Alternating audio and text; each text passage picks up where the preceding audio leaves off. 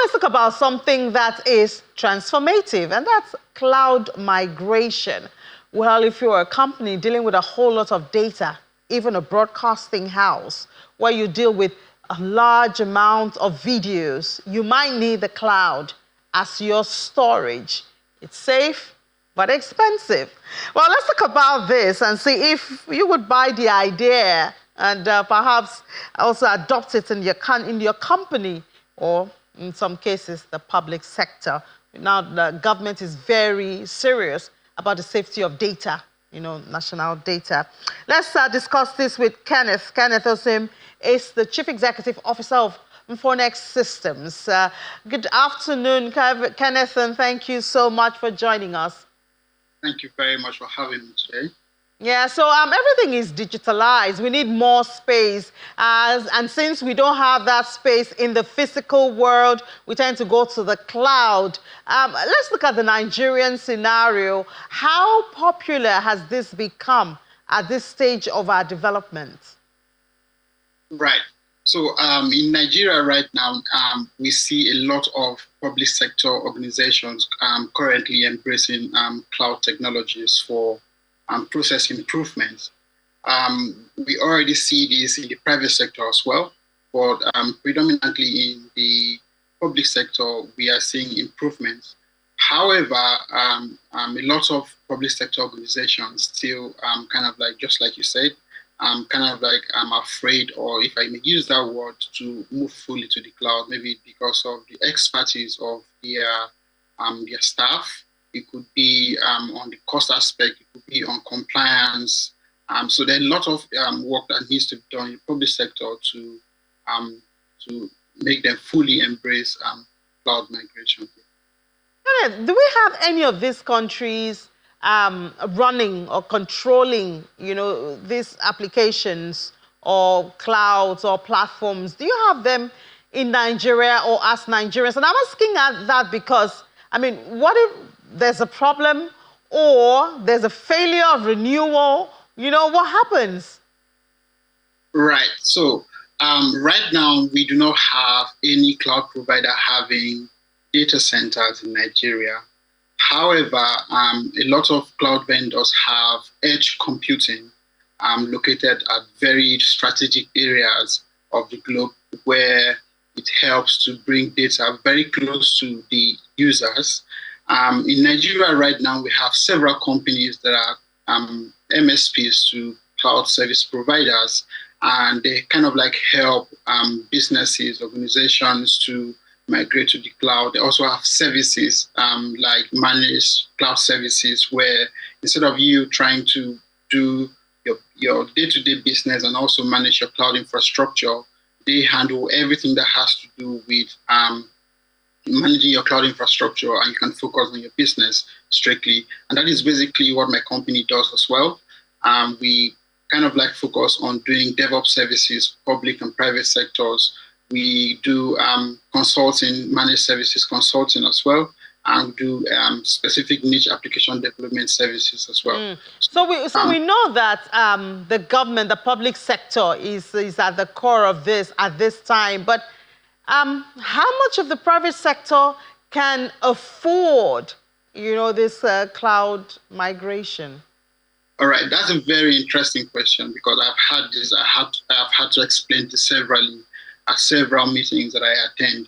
So basically, when you have an on-premises presence, let's use a public sector like maybe ABC, for example, and they have on-premises presence, and this means that they have their own data center, they have their own staff, they have their own security, their own cooling system, and they connect to any ISP they want to use for internet services. Now, this is what happens. They have to do the patching, they have to work on the operational maintenance and all of that. However, when they move to cloud, they're basically trading capital expenditure for operational expenditure, because they basically will be paying for what they use. Let's say, for example, a public sector organization wants to deploy an application, and they require a server, and they go ahead to buy a 2 terabyte server. However, the application itself requires maybe a 2 gig data. However, now they are spending more money on over provisioning instead of basically just paying for what they use. And this is what the cloud has to offer. Now, when you use a company that knows how to use well-architected frameworks to design a cloud platform for you, they will now help you to reduce cost and improve operational efficiency, basically. Yeah. Okay, so help us understand how this works. If the government, for instance, since we see our government here in Nigeria talking serious about data, safety of data and all of, and we know that, data is the new oil for the world now. And then they decide to adopt, the cloud for platform, to keep the data. What are some of the things that should be looked out for? What are some of the things that should be considered? Should they consider cost? Should they consider the issue of infrastructure? Should they consider the issue of, security of this data, which we are all trying to protect? Right. So when moving to the cloud, everything you've mentioned is a concern that any organization moving to the cloud should consider, right? So for example, if you're moving to the cloud, you should first of all consider the cloud platform that you will be going with. Let's say, are you going with Microsoft Azure? Are you going with AWS? Are you going with the Google GCP? And then once you do this, you first of all also need to understand the benefits of cloud, and then also look at prioritizing compliance and security for your organization. So then this is where you start doing things like IT governance and compliance within your organization to know where you actually want to save your data on. And then you also have to look at disaster recovery in an event where there is any outage or failure. Ultimately, if you're looking at the security, cloud is very secure because it has very robust security technologies that you can use to protect your data. And then on the cost side, when you use an MSP that is experienced and understands how to do managed services in the cloud, they can also help you reduce costs. And the big picture is you're basically trading operational expenditure, and instead of going with over provisioning infrastructure, you just be paying for what you use. Yeah. So just briefly now, Kenneth, for a television station like Channels, we deal with a lot of videos, and sometimes you want to keep videos of old stories, and then you think you need, I presume the cloud could also be a good place, but I'm afraid of the costs. Right. So, for example, let's say for Microsoft Azure, there's something called reserved instances or savings plan, right?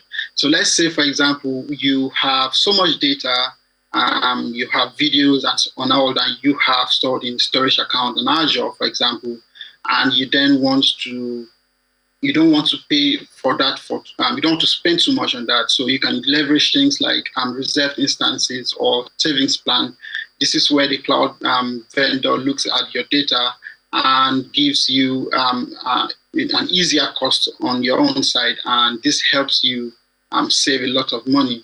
And then it also has this robust capability of cost management where you can see exactly what you're spending, when you're spending the resource that is spending that money, and it helps you track and also use this information to share with your stakeholders for better understanding of where it needs to be streamlined or where you need to do the needful. Yeah.